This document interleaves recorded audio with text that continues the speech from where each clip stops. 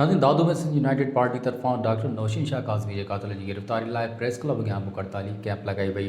उन हवाले सां ॾिसूं था मुश्ताक शाणी जी ही रिपोर्ट। जी नाज़रीन इन वक्त असां प्रेस क्लब अॻियां बीठा आहियूं जिथे ACUP पारां 24 कलाक कैंप हई वई है। अचो तो इन्हनि खां पुछा कयूं हिननि जो छा मुतालबो आहे। चांडका कॉलेज में जो डॉक्टर नौशीन जो जो कत्ल थियो उन अमल खिलाफ़ एहतजाज है। असी समझूं था तो डॉक्टर नौशीन के कत्ल में चांडका इंतजामिया मुलवस है। 3 साल अग में डॉक्टर निमरता जो कत्ल उन शइ की कड़ी है। असी सिंध हाई कोर्ट के सुप्रीम कोर्ट के अपील क्यों था तो आला सतह की जांच करे इन कातिलन के ज़ाहिर किया वने। असी आला इदारन का या घुर था कयूं तो डॉक्टर नौशीन शाह काज़मी के खून से इंसाफ किया वने।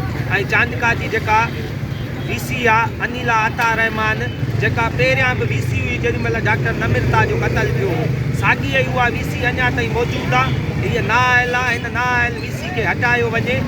नौशीन काज़मी साहब जो कत्ल आहे वो इरादन कत्ल आहे, ख़ुदकुशी ना आहे। सिंध हुकूमत पंहिंजी नाअहली लिकाइण जे लाइ जेको आहे सो ही इल्ज़ाम ॾियण त ख़ुदकुशी आहे, असीं उनखे कंडेम था कयूं। ऐं ॿी शइ इहा आहे त जेको 5 डिसंबर ते सिंध जे सकाफ़त ॾियार ते मल्हाइण जे ॾोह में सिंधी शागिर्द जे मथां टोपी अजरक पाइण जे हवाले सां दहशतगर्दी जो केस दाख़िल किया आहे उहे फिलफोर ख़त्म किया वञनि। इन्हनि जो चवणु आहे त जेको कुझु टाइम अॻु में डॉक्टर नौशीन शाह काज़मी जो चांडका यूनिवर्सिटी में कत्ल थियो उन्हनि खे इंसाफ़ न मिली सघियो आहे। असां उन जे करे सरापा एहतजाज आहे। कैमरामैन टीम सां गॾु मुश्ताक शाहानी MNN TV दादू।